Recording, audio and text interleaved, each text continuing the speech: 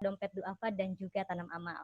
Nah, jadi buat teman-teman nih yang mau join dalam kolaborasi kebaikan ini, teman-teman bisa menyalurkan wakafnya ke rekening atas nama Yayasan Dompet Duafa Republika. Nah, mungkin nanti teman-teman panitia boleh ya bantu share poster ini ke dalam grup WhatsApp kita supaya nanti teman-teman bisa gampang cari infonya. Oke, sambil menunggu yang lain, izinkan saya perkenalkan diri dulu. Nama saya Nikita Puspita, dan pada hari ini insya Allah saya akan memandu sesi webinar selama kurang lebih 1,5 jam ke depan. Nah, sebelumnya saya mewakili Tanam Amal mengucapkan terima kasih sebesar-besarnya kepada seluruh partner kolaborasi kami, dalam hal ini Dompet Duafa, Remaja Masjid Islam Sunda Kelapa, Dewan Kepemudaan Nasional, dan juga UKM Indonesia.id. Alhamdulillah atas kolaborasi ini, maka talk show Ramadan Series by Tanam Amal dengan tajuk Buat Lompatan Baru untuk Bisnismu dapat terselenggara. Baik teman-teman, sebelum kita mulai ke sesi yang sudah ditunggu-tunggu tentunya sama teman-teman peserta, saya mau menyapa sekaligus membacakan profil nih dari dua narasumber yang Masya Allah luar biasa pada pagi hari ini. Alhamdulillah sudah bergabung bersama kita. Yang pertama ada Mas Sabtuari Sugiharto. Assalamualaikum Mas Sabtuari. Waalaikumsalam warahmatullahi wabarakatuh. Masya Allah. Dari Jogja nih Mas ya, langsung ya. Karena orang Jogja dari Jogja makanya. Mantap. Nah, jadi Mas Sabtuari ini teman-teman bisa dibilang entrepreneur sejati. Beliau adalah owner dari Tengkleng Hohat, Jogis, dan juga kedai digital. Selain itu, Mas Sabtuari juga seorang penulis buku bestseller Tetralogi Hijrah Kembali ke Titik Nol, dan beliau juga seorang inisiator penggagas dari Sedekah Rombongan. Nih, kalau kita lihat penghargaannya, Masya Allah ya, Mas Sabtuari, insya Allah bisa belajar banyak nih terkait entrepreneurship. Masa lalu itu waktu masih muda. Masih muda, sekarang juga masih muda, Mas. Baik, Mas Sabtuari, terima kasih sudah berkenan join pada pagi hari ini. Dan yang kedua, teman-teman, kita juga sudah bergabung dengan salah satu guru saya nih, Pak Hasnul Suhaimi. Assalamualaikum, Pak Hasnul. Waalaikumsalam warahmatullahi wabarakatuh, Mbak Nikita sama teman-teman semuanya. Masya Allah. Boleh dinyalakan, Pak, videonya mungkin biar teman-teman bisa ngelihat langsung nih. Pak Hasnul Suhaimi, mantap, Masya Allah. Jadi untuk teman-teman yang menggunakan provider Indosat dan XL, maka Pak Hasnul ini sosok di balik kesuksesan dua brand itu, teman-teman. Nah, saat ini juga Pak Hasnul masih aktif sebagai komisaris utama PT Eureka, komisaris independen Petrosi, lalu aktif juga sebagai coach dan juga dosen di beberapa kampus. Nah, insya Allah kita komprehensif nih pagi ini. Pak Hasnul juga selain berkecimpung di dunia korporasi, Pak Hasnul ya, Bapak juga aktif melakukan pembinaan ke UKM, dan Mas Sabtuari juga penggiat UKM langsung. Jadi insya Allah diskusi kita akan menarik nih. Nah, jadi nanti buat teman-teman, kalau mau bertanya, silahkan menyampaikan pertanyaannya di grup WhatsApp yang sudah kita miliki. Nanti insya Allah kalau mau interaksi langsung dengan Mas Sabtuari, dengan Pak Hasnul, kita akan persilahkan gitu ya. Gimana Pak Hasnul, Mas Sabtuari, bismillah kita mulai bincang-bincangnya ya. Monggo. Oke, alhamdulillah. Jadi kenapa sih tema ini muncul ya? Jadi tema ini muncul sebenarnya dari kegelisahan teman-teman UKM sebenarnya. Kita berada di era yang challenging, di era COVID gitu ya. Dan katanya UKM itu jadi sektor yang paling terpukul. Nah, sebenarnya saya ingin nanya nih pertama ke Mas Sabtuari dulu. Sebenarnya yang terpukul itu UKM-UKM seperti kami nih yang mungkin masih belajar, yang masih berusaha survive, atau sebenarnya UKM-UKM yang sudah cukup lama sustain juga turut terpukul, Mas Sabtuari, dengan adanya COVID ini? Oke, Assalamualaikum warahmatullahi wabarakatuh teman-teman semua. Alhamdulillahirrahmanirrahim. Senang sekali bisa hadir hari ini. Satu panggung dengan Pak Hasnul, luar biasa Pak. Bisa ketemu sekarang, selama ini hanya ngikuti panjenengan, baca profil panjenengan.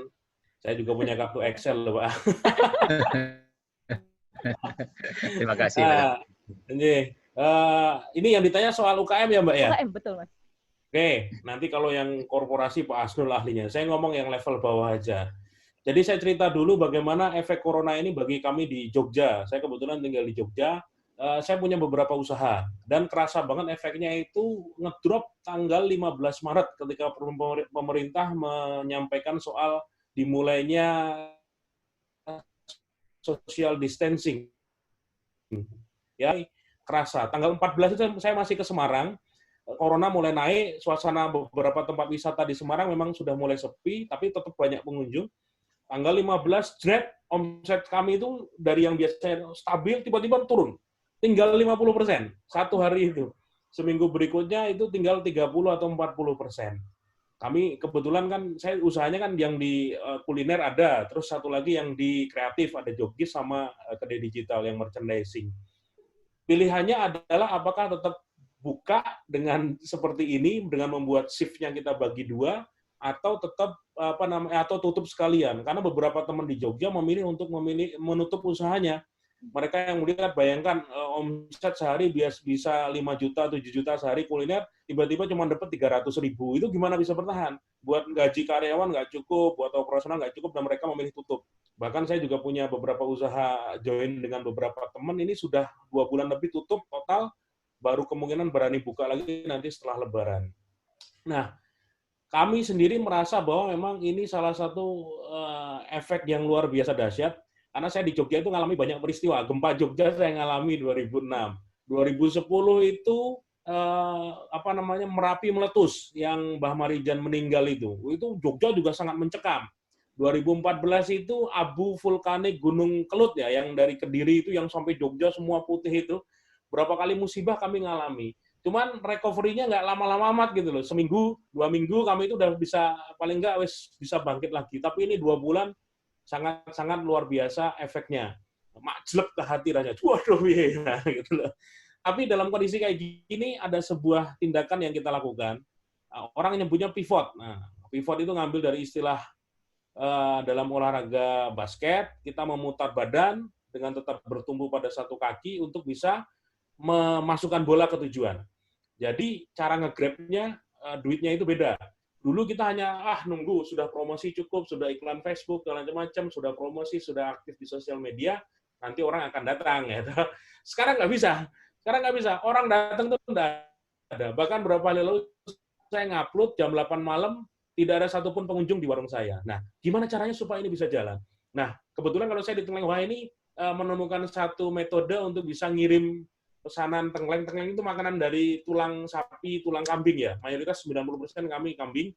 Kirim ke luar kota. Dulu banyak orang minta, saya ngeles terus, nanti ya, wong kami orang datang aja kami udah kewalahan gitu. Datang itu sampai antri-antri, parkiran full, sampai gantian, itu udah nggak sanggup. Dalam kondisi kayak gini mau nggak mau otak dipikir nih, gimana caranya nih jalan, gimana menghasilkan duit. Akhirnya selama 3 minggu uji coba bikin tengkleng hoa frozen. Jadi tengkleng, balungan kambing, tulang kambing yang bisa difrozen, divakum, dan bisa tahan sampai 3 hari. Itu percobaan 3 minggu, dan berhasil. Alhamdulillah, 21 April kita launching, sampai hari ini, per hari kita bisa 20-40 box kita kirim ke berbagai kota di Indonesia. Dan seneng, efeknya terus seneng teman-teman di Jakarta. Alhamdulillah, lama nggak ke Jogja bisa makan, teman yang di Makassar, yang di Batam bisa makan. Nah, itu efek positif yang kami rasakan seperti itu, bahwa dengan melakukan pivot itu energinya bisa balik lagi, walaupun mungkin omset belum 100% seperti waktu normal dulu, tapi paling tidak bisa bernafas. Insya Allah karyawan bisa gajian lagi, besok THR pun semua terima THR, insya Allah sewa tempat juga sudah disisihkan, dan semua ini bisa dilakukan ketika kita berani bergerak lebih cepat, kita bisa melakukan sesuatu yang insya Allah juga menghasilkan. Nah, ini pivot versi saya di salah satu usaha saya. Tapi Mbak, sebelum ke pertanyaan berikutnya, ada satu juga yang teman-teman lain melakukan pivot. Itu istilah plesetan dari saya. Kalau pivot dari olahraga basket, kalau pivot itu ember kecil buat nampung orang buang air kecil ya, buat nampung kencing kalau di rumah sakit. Nah, dalam kondisi orang kepepet, pivot ini dilakukan bukan hanya untuk nampung air seni, tapi juga buat ngambil air, buat bisa ngambil serokan tanah, buat serokan pasir, buat ngelempar tikus pun bisa. Itu pivot. Artinya apa? Dalam kondisi kepepet, orang bisa melakukan apapun untuk menghasilkan. Kemarin saya posting ada pilot di Thailand yang dia itu di-grounded pesawatnya, maskapainya tidak beroperasi, dia beralih kerja menjadi driver ojek pengantar makanan di Thailand. Padahal seorang pilot pesawat maskapai komersil, Airbus atau Boeing yang gede-gede itu, dan memilih menjadi driver ojek online. Itu luar biasa menurut saya. Bagaimana sangat drastis. Dan saya menemukan teman-teman di Jogja yang melakukan pivot yang sama. Ini Pak Asnul luar biasa. Saya melihat teman-teman saya di Jogja, Pak, ada yang pebisnis bis, punya bisnya wisata stop total, Pak. Dia sekarang jualan ayam kampung, Pak, dijual sama dia. Ada yang bisnis umroh, nggak bisa berangkat ke Saudi, ditutup total, dia sekarang juga jualan makanan frozen, ayam kampung dan macam-macam itu bikin frozen, dia bumbui sendiri, dia jual. Ada yang fotografer, biasanya dia sampai moto itu sampai ke Jepang, moto itu sampai ke Singapura. Itu sekarang jualan donat, Pak. Jualan donat. Bagaimana pispotnya ini dasar saya. Gila kalian semua. Ya, gimana Mas? Ini udah 2 bulan lebih kami nggak punya penghasilan. Tidak ada hal yang bisa kami lakukan itu. Tidak ada yang ngasih makan ke kami dan kami tidak termasuk orang-orang yang dapat bantuan dari pemerintah. Ini saya acungi jempol lah. Ada juga yang dia itu banyak macam profesi yang tiba-tiba beralih total dari yang sebelumnya itu ditinggalkan, wes nggak peduli soal harga diri, nggak peduli soal bisnis lainnya, yang penting bisa dapur ngebul saat ini. Mungkin intronya itu Mbak tentang pivot dan pispot yang terjadi dalam kondisi kayak gini. Jadi di pagi ini kita sudah belajar 2 kosakata baru ya, ada pispot dan ada pivot. Ini menarik banget nih Mas Sabtuari. Kalau Pak Hasnul gimana Pak? Dari sisi korporasi kena juga nggak sih Pak? Atau korporasi karena modalnya kencang segala macam akhirnya nggak kena dampak Pak? Silakan Pak Hasnul. Teman-teman semuanya, terima kasih Mbak Pita. Saya menarik sekali itu Pak Sabtuari tadi itu, Mas Sabtuari ya, pivot sama pispot. Gimana dampak buat ini bidang industri yang korporasi? Kalau saya lihat malah lebih berat sebetulnya mereka. Karena apa? Mereka kan nggak mungkin ya pindah tiba-tiba gitu loh. Excel yang tadinya punya BTS tiba-tiba pindah menjadi makanan, nggak mungkin. Lebih berat sebetulnya korporasi. Contoh aja hotel. Kalau saya ini lihat sebentar, hotel itu saya punya teman punya hotel tadinya 95% occupancy rate-nya, tiba-tiba jadi 5% saja. 5% saja. Terus dia hitung, saya harus ngapain? Nah, dia hitung, kalau saya kasih gaji karyawan saya seperempatnya, dia masih survive, dengan buka 5%. Masih survive dia, untuk gaji aja. Tapi nggak mungkin kasih karyawan gaji 25%. Akhirnya mereka pikir, oke, gimana kalau saya kasih 50%? 50% ada 2 opsi. Kalau mereka 50% buka, itu ruginya tambah sekian puluh juta per bulan. Tapi kalau misalnya dia 50% gaji tutup, malah cost-nya itu aman, agak relatif aman lah. Nah, dia ada hitung berapa cash flow yang ada, hasil selama ini dia kumpulkan, itu bisa survive untuk 5 bulan. Nah, akhirnya dia tanya ke saya, gimana sebaiknya? Terus saya bilang gini, sebaiknya tanya ke karyawan, mereka maunya apa? Mau kerja digaji 50%, kasih aja 25% seperti apa, 50% seperti apa, 5% tetap buka seperti apa. Dan alhamdulillah karyawannya sangat memahami. Kalau enggak, kan sebagian orang kan marah tuh. Wah, apa 50%? Selamat ini untung, diapain kemanain aja kan gitu kan ya. Dan mereka paham lah sebenarnya suasana lagi berat ini. Akhirnya diputuskan, mereka yang minta gaji cukup 50%, tapi buka. Kenapa mereka minta buka? Asumsinya kalau kita nggak buka, nanti mulai lagi itu berat. Mungkin rusak 3 bulan, 4 bulan. Ya kalau 3 bulan, 4 bulan. Terus gimana setelah itu? Ini kondisi contoh aja yang berat untuk nih perusahaan-perusahaan. Rata-rata sekarang seperti itu. Kalau nih, tapi nggak semua industri. Nah, itu hebatnya. Ini ada satu data yang mengatakan bahwa sebagian ini industri lain itu malah ada peluang tambahan justru. Tidak semua industri yang kena. Industri apa aja yang relatif mendapatkan peluang dengan COVID ini? Justru semua yang online terkait pertanian sebagiannya dan makanan sama kesehatan. 3 itu. Terkait kesehatan, tapi kesehatan juga terbatas ya, nggak semua kesehatan. Kesehatan terkait dengan COVID itu tumbuh pesat. Terkait dengan makanan dan online. Nah, kalau seperti Mas Sabtuari bilang tadi tuh, kalau makanannya nggak online, setengah mati. Kalau bisa online, ya mendadak aja buka dengan Gojek, dengan Grab, itu segala macam akan survive. Jadi memang benar-benar kita harus tahu di mana kita, gimana mencari pivotnya, gimana pispotnya. Yang lainnya seperti apa? Losers katanya. Tourism, leisure, hotel, termasuk di situ, aviation, maritime, transportasi, otomotif, mobil, motor, setengah mati. Konstruksi, real estate, berat, manufacturing, kacau, financial services, bank mulai sebentar lagi, sekarang udah mulai sebetulnya, orang mulai nggak bayar utang, nggak bayar cicilan. Education, nah kayak kita nih, emang sih masih jalan sih, tapi ya katanya udah mulai berat lah ya, mahasiswa mulai mengeluh. Oil and gas setengah-tengah. Agriculture ada yang sukses, ada yang enggak. Itu cuma industrinya. Nah, terus kembali ke kita, oke, dengan kondisi itu apa yang kita bisa lakukan? Teman-teman semuanya, kita harus lihat dulu. Skenario-nya COVID ini berapa lama kira-kira? Saat ini katanya yang ahli itu hanya 1. Allah Subhanahu wa Ta'ala. Yang lain nggak ada yang tahu. Ya. Sampai orang yang hebat WHO pun kemarin masih mencela-mencela, dia bilang 3 bulan lagi, ada yang bilang 12 sampai 18 bulan kalau ini nanti vaksin sudah ada. Tapi nah ini nih, worst come to worst, ada yang bilang ini kita akan harus hidup dengan ancaman COVID selamanya katanya. Karena gimana pun divaksin, bisa jadi itu tetap nggak bisa hilang. Walaupun divaksin seluruh dunia. Nah, sehingga saya usulkan 3 skenario. Short term, 3 bulan selesai. Ini most likely nggak akan terjadi. Short term 3 bulan. Medium, 4 bulan, 5 bulan yang lalu. Jadi mungkin setahun lagi itu orang sudah vaksin sudah jadi dan sudah bagus. Walaupun sebenarnya 12 bulan itu vaksin berat, katanya setahun setengah. Jadi mungkin setahun setengah lagi lah vaksin sudah jadi dan sebagian besar orang di dunia ya bukan Indonesia aja sudah divaksin dan sudah kebal terhadap itu walaupun COVID masih ada. Tapi long term-nya kita hidup dengan ancaman COVID-19. Kenapa? Vaksin itu cuma bertahan berapa lama?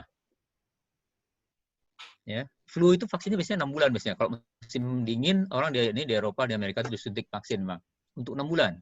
Setelah itu datang lagi. Jadi bukan vaksin seperti zaman dulu kita vaksin BCG atau TBC itu. Itu kan seumur hidup ya, atau yang sakit campak seumur hidup sekali kena udah seumur hidup nggak akan dapat lagi. Ini beda, akan datang lagi. Sehingga kita akan tetap hidup seperti ini tapi nggak separah inilah kira-kira.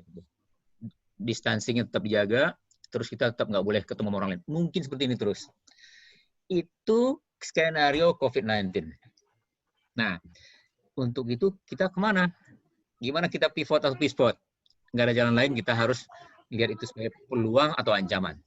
Nah, saran saya teman-teman semuanya, kita sebagai makhluk Allah yang diberi kekuatan, diberi mudah-mudahan diberi kekuatan dan kemampuan. Kalau kita punya mindset positif, inilah peluang buat saya. Seperti dibilang sama ini, entrepreneur itulah orang yang cari peluang dari sebuah perubahan. Nah, caranya gimana? 3 hal. Pertama, kita harus proaktif. Harus mampu antisipasi kebutuhan. Apa kira-kira kebutuhan jangka pendek? 3-6 bulan. Ya. Sudah tuh setelah itu kita tersambung. Kita harus tahu kondisi pasar dan pemasok.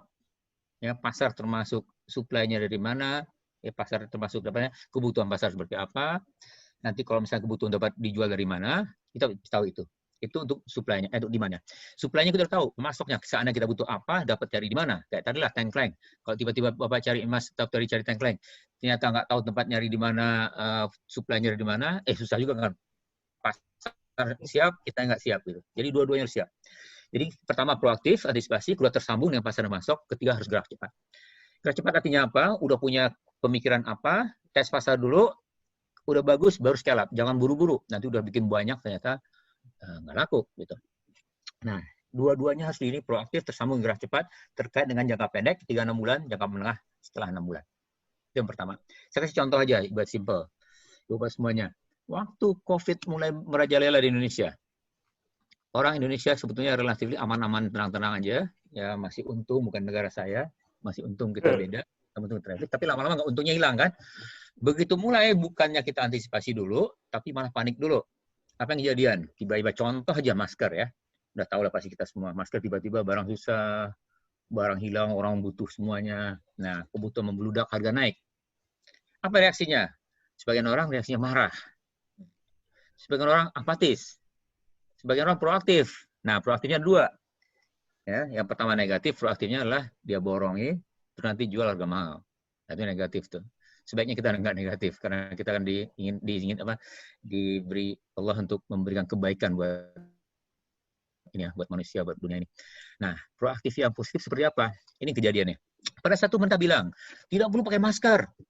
Ya, masker untuk petugas medis aja. Yang masyarakat umum udahlah di pasar jaga jarak. Masyarakat diumumin gitu apa yang kejadian? Cari masker pasti. Udah bilang Pak, nggak perlu pasti pengen tuh. Akibatnya harga benar-benar naik. Nah, beberapa pengusaha UMKM cari jalan. Gimana caranya? Mau bikin masker yang yang seperti yang hijau biru-biru yang buat itu nggak bisa lah.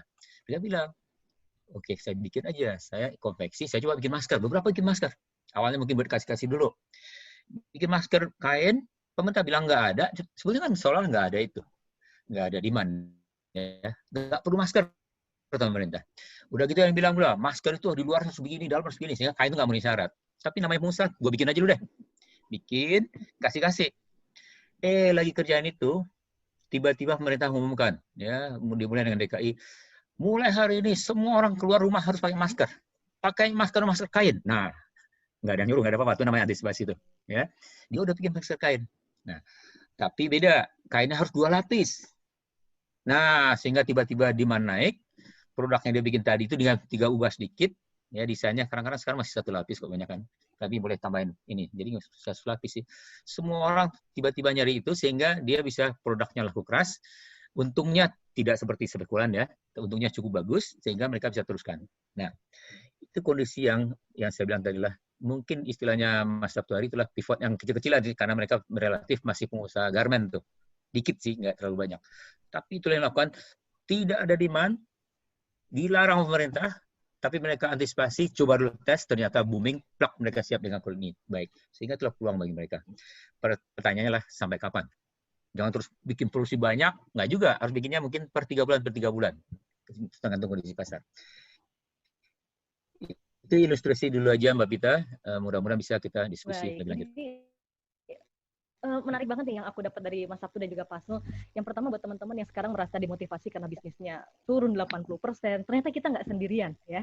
Bahkan korporasi pun mengalami hal yang sama. Tapi enaknya ternyata kita sebagai UKM tuh geraknya harusnya lebih lincah dan lebih adaptif ya Pak Asnul dibanding teman-teman yang di korporasi sejujurnya. Nah, tapi yang pertama harus atur mindset dulu tadi kata Pak Asnul. Lalu kita ada pivot dan pispot nih, dua terminologi menarik yang dapat dari Mas Sabtuari. Jadi harus the power of a pivot membuat kita jadinya bergerak lebih cepat mencari inovasi-inovasi terbaru. Nah, tadi ada ada satu hal yang sama-sama dikemukakan oleh Pak Hasnul dan Mas Sabtuari, yaitu riset pasar. Nah, apakah sebenarnya yang perlu dilakukan teman-teman pegiat UKM di saat ini itu jangan-jangan riset pasar dulu ya? Jangan-jangan kita selama di rumah aja ini bisa memfokuskan riset pasar sebagai fondasi awal untuk lompatan baru kita di usaha. Gimana Mas Sabtuari? Yes, kalau dalam kondisi kayak gini kadang-kala yang penting jalan dulu. Risetnya belakangan. Yang penting jalan. Modelnya adalah gimana caranya mempermudah akses untuk menggrab duit tersebut. Saya yakin sih duitnya ada. Tapi berputarnya ini dengan cara yang berbeda gitu loh. Sebelumnya kita hanya pasrah, sekarang harus mencari jalan yang cepat. Ada kisah menarik, kawan saya yang punya sambal ayah itu Mas Wawan cerita. Dia harus menutup 30 cabang sambal ayah. Ruginya miliaran dalam beberapa bulan ini karena kejadian dan sepi, benar-benar sepi. Tapi dia punya usaha lain namanya adalah warung bumbu Ireng Yusan.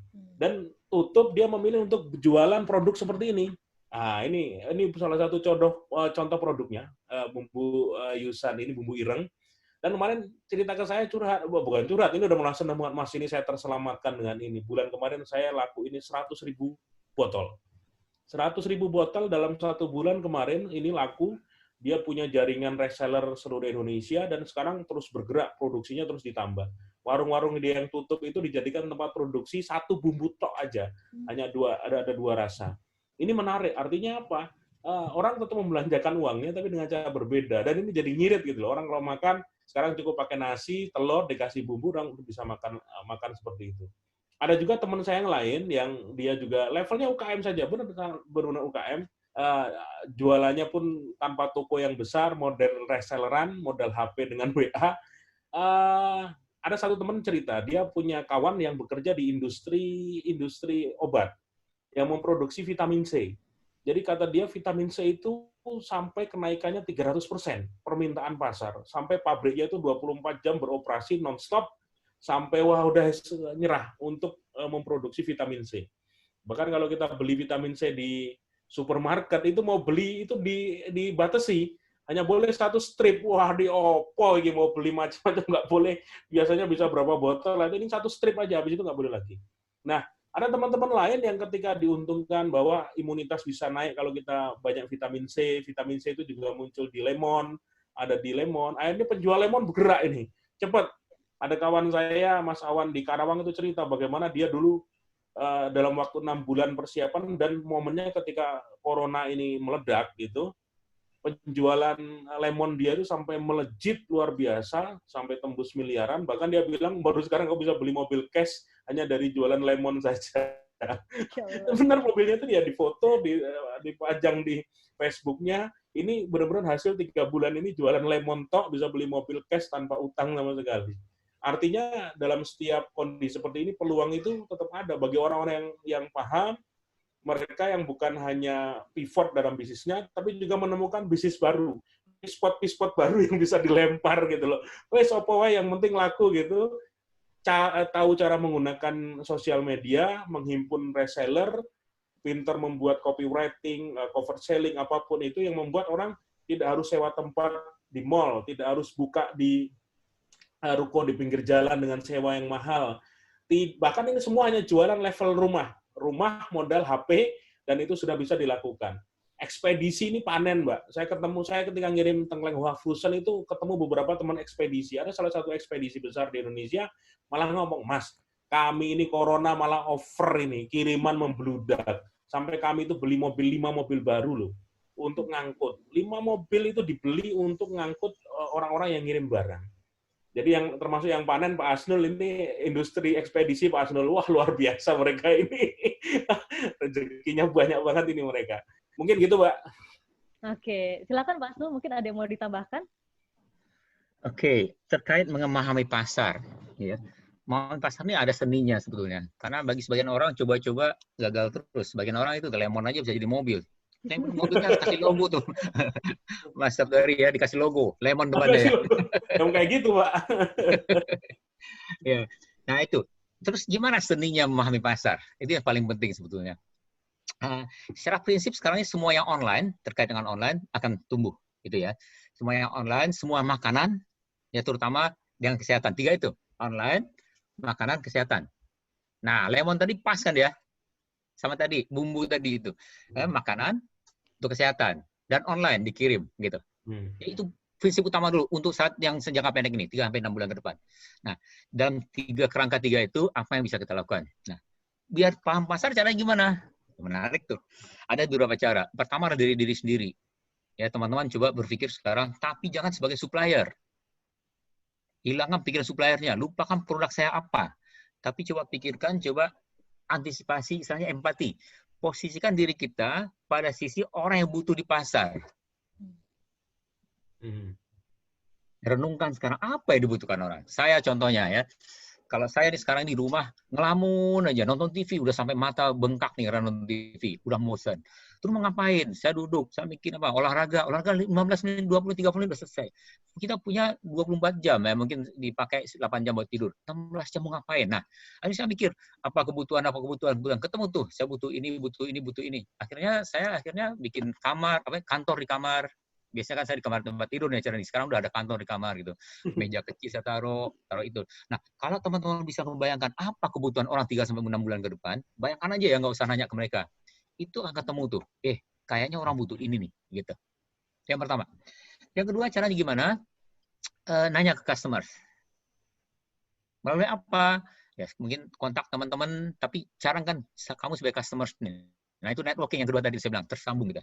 Siapa pasarnya itu teman-teman kita sendiri. Nah, kita adu. Nggak usah nih, si itu begitu nggak usah. Kira-kira apa yang kamu lakukan sehari-hari? Nah, kalau ini ada lebih bagus lagi, apa yang kamu benci sehari-hari gitu. Yang mudah-mudahan ada solusinya. Kalau saya yang benci itu nggak tahu mau ngapain. Dia nggak tahu mau ngapain. Nonton TV nggak kuat. Nah, barangkali saya butuh kacamata yang bisa nonton TV nggak rusak kali saat ini. Barangkali. Nah, karena saya butuh itu barangkali ya. Karena sehari kan maksimum 4 jam sehari kita nonton TV sebetulnya. Ini udah 14 jam kali. Nah, ada nggak kacamata yang buat bantu itu? Kalau ada, bisa produksi cepat, kita bisa jualan cepat nih, laku keras barangkali ya. Jadi kita bisa beli mobil kacamata, lemon sama kacamata. Nah, nanya teman-teman. Yang ketiga, nanyanya 2 tadi, kebutuhannya apa? Yang kedua, ya dibenci apa? Dibenci itu kita cari solusinya. Gitu. Nah, berikutnya research pasar beneran. Tapi research pasar beneran mungkin 3 bulan, 6 bulan nggak akan sanggup. Yang kedepannya lebih baik. Yang 9-6 bulan ke depan, yang long term. Kenapa begitu? Yang medium term. Kenapa begitu? Teman-teman semuanya, kalau kita anggap inilah tiarap 3-6 bulan ini, tapi setelah 6 bulan ini akan booming nih, sesuatu yang kita nggak tahu apa. Nah, dalam 3 bulan ini, sambil kita nyari yang lokal-lokal dulu aja, simpel-simpel dulu, siapkanlah diri untuk apa 6 bulan ke depan. Mobil merasa, orang akan butuh mobil ke depan. Contoh aja ya. Kita kan bilang kan mobil buat apa lagi orang mobil? Kebalik sekarang katanya. Kenapa? Setahun ke depan nih kalau ini yang long term nih ya, yang COVID-nya longer term ya. Setahun setengah bulan ke depan kan, bus setengahnya boleh diisi. Kalau udah mulai normal, tetap COVID ada ancaman, maka bus hanya boleh setengahnya. Kereta api hanya boleh setengahnya. Naik mobil hanya boleh setengahnya, tidak boleh penuh lagi. Mobil kebutuhan akan meningkat. Orang mobil sekarang nih lagi antisipasi, saya akan create mobil secepatnya supaya nanti booming setelah 6 bulan, 7 bulan. Mobil tuh. Apa kira-kira yang booming untuk bisnis kita di UMKM? Itu pertanyaannya. Itu mungkin perlu agak lebih detail. Jadi kembali ke pertanyaan tadi itu. Paham pasar perlu nggak? Perlu. Research perlu nggak? Research perlu untuk setelah 6 bulan. Tapi 6 bulan pertama cukup kita sendiri dengan teman-teman. Siapa teman-temannya? Menurut saya nih, dalam ruangan ini ada nih 30 orang kalau nggak salah ya. Yang hadir 31 orang. Ini sudah merupakan network yang luar biasa. Ya, yang ini kalau bikin riset saja bukan riset ya, pertanyaan ringkas aja deh, cuma ini 30 orang, udah 30 sampel lah itu. Ya.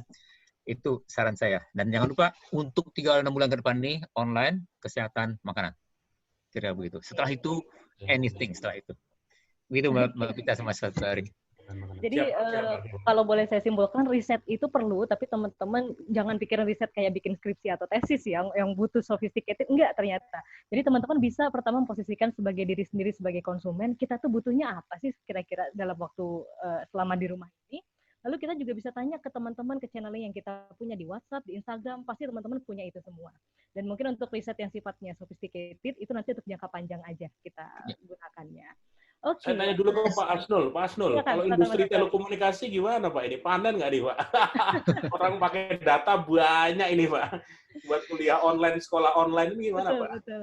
Iya, telekomunikasi begini, ya ngeri-ngeri sedap kalau telekomunikasi itu. Bocoran Pak, bocoran. Begini, yang saya alami telekomunikasi itu, demand-nya meningkat, kebutuhan meningkat, orang pakai, tapi pendapatan susah meningkatnya gitu, kayak gunting. Demand-nya naik cepat sekali, tapi harga nggak bisa naik, gitu. Jadi investasinya gede, tapi kenainya sedikit sekali, gitu. Mudah-mudahan yang 6 bulan ini mereka berhasil ya. Kenapa? Mereka tuh nggak berhenti kompetisi, harusnya berhenti kompetisi harusnya. Orang nggak lihat juga iklan kan. Ya udah jual aja, tingkatkan paket, udah jual aja rame-rame gitu saran saya sebetulnya ke telekomunikasi. Sehingga traffic yang naiknya luar biasa, pendapatannya naik juga. Itu yang pertama. Yang kedua, beda Pak, yang dibutuhkan sekarang nih. Telekomunikasi seluler itu kan dibutuhkan di jalanan. Jadi jaringan mereka tuh siap di jalanan. Sekarang di rumah aja kan? Di rumah aja itu desain networknya beda dengan seluler aja. Makanya sekarang mereka pindah-pindahin tuh. Tambahin di rumah-rumah, tambahin gitu.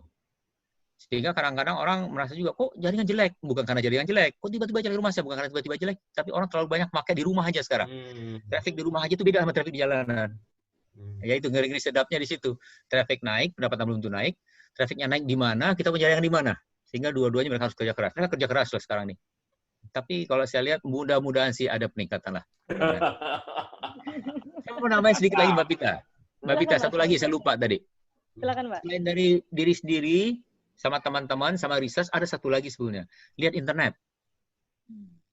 Ya, gimana internet itu orang ngomong pas itu di grip, atau bukan internet lah, di sosial media lah. Orang ngomong tuh. Orang ngomong, wah ini susah, ini susah. Nah, susahnya itu kalau bisa kita ini terjemahkan, demand itu. Ya, contoh salah satu teman saya dulu, ada nggak Mas Ari di sini? Nggak ada kali ya.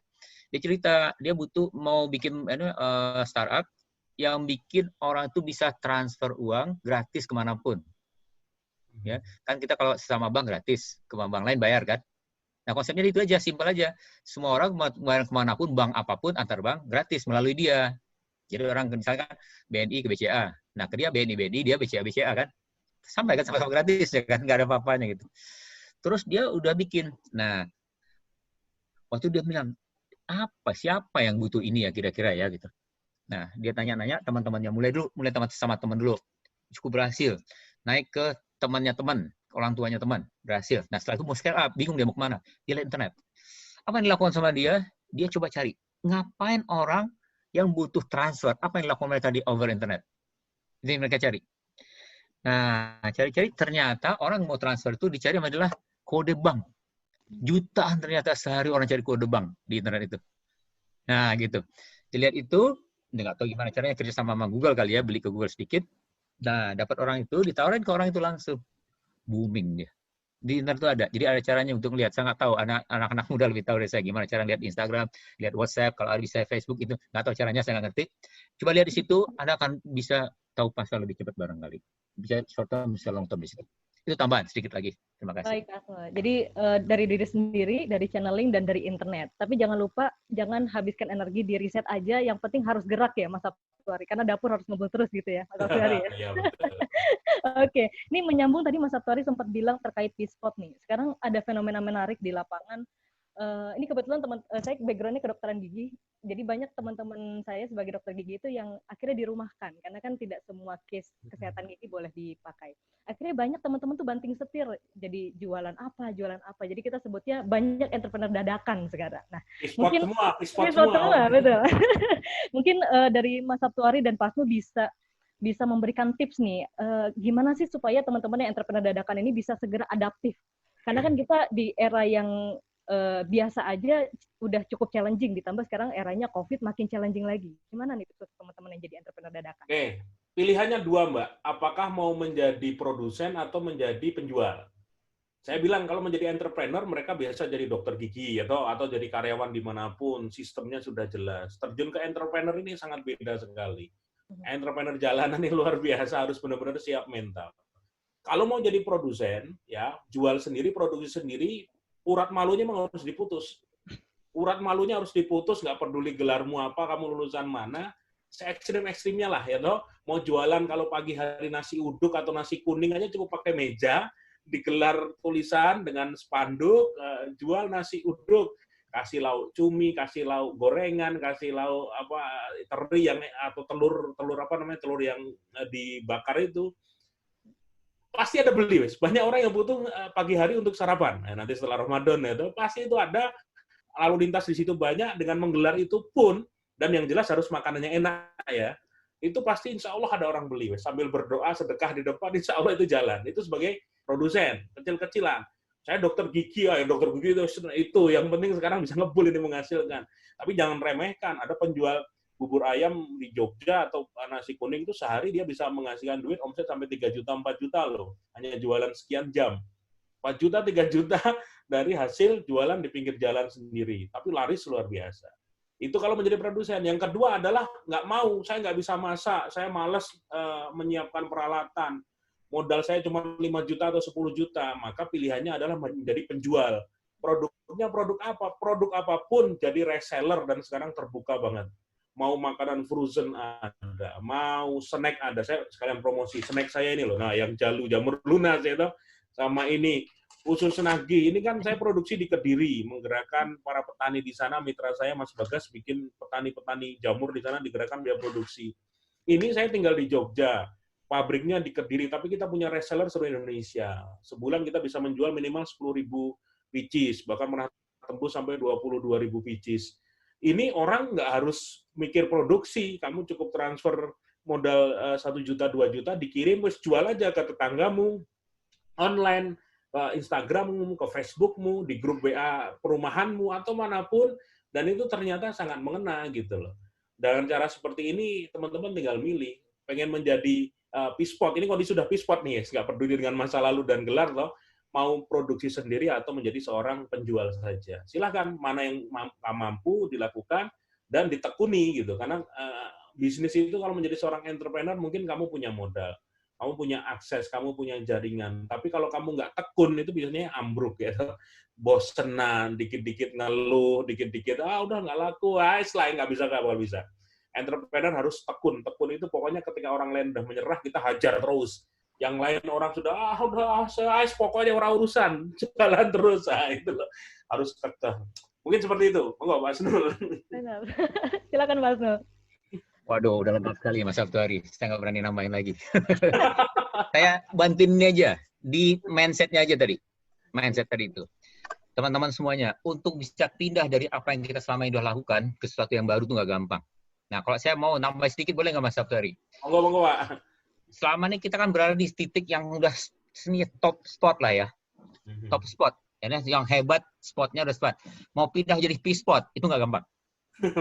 Top spot jadi P-spot kan ya. Ya ini paling mantap nih. Nah, sehingga emang benar-benar kita harus nolkan pemikiran kita. Hilangkan gengsi, hilangkan. Teman-teman semuanya, seorang dokter gigi, tiba-tiba di WA-nya nawarin, kalau di grup saya ada tuh sekarang, ada satu orang tuh nawarin ikan asin.